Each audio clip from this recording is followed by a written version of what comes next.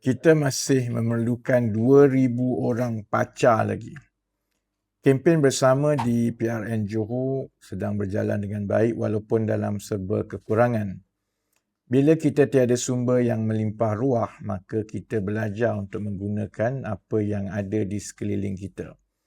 Kita bergantung kepada sukarelawan, kita juga bergantung kepada calon-calon kita yang bersusah payah cuba bertemu pengundi seberapa ramai yang mungkin tanpa mereka perlu diangkat sebagai orang-orang yang istimewa dalam majlis-majlis yang besar.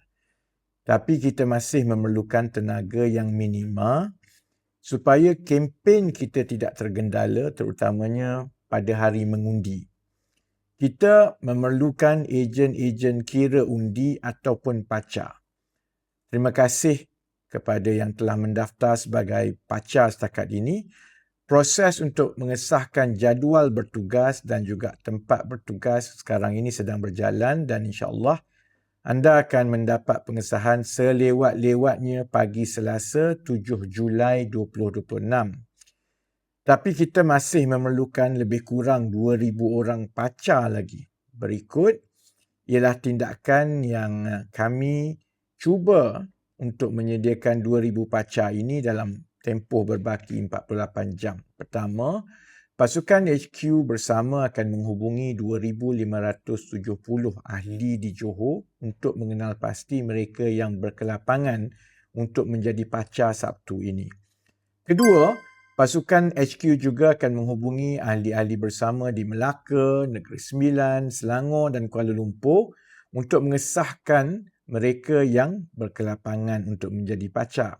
Ketiga, bagi ahli-ahli dari negeri-negeri lain, anda akan menerima email peringatan untuk mengesahkan mereka yang berkelapangan menjadi pacar. Jadi sila ikut panduan dalam email itu untuk mendaftar menjadi pacar.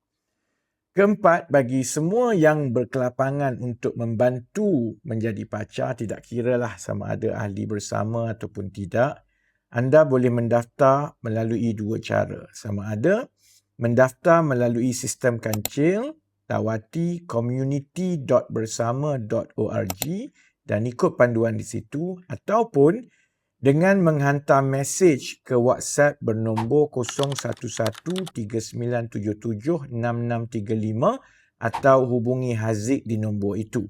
Kita masih ada masa yang sangat terhad untuk mencukupkan pacar di tempat-tempat mengundi supaya kita berlaku adil kepada penat lelah calon-calon dan sukarelawan yang telah bertungkus lumus sejak 10 hari yang lalu.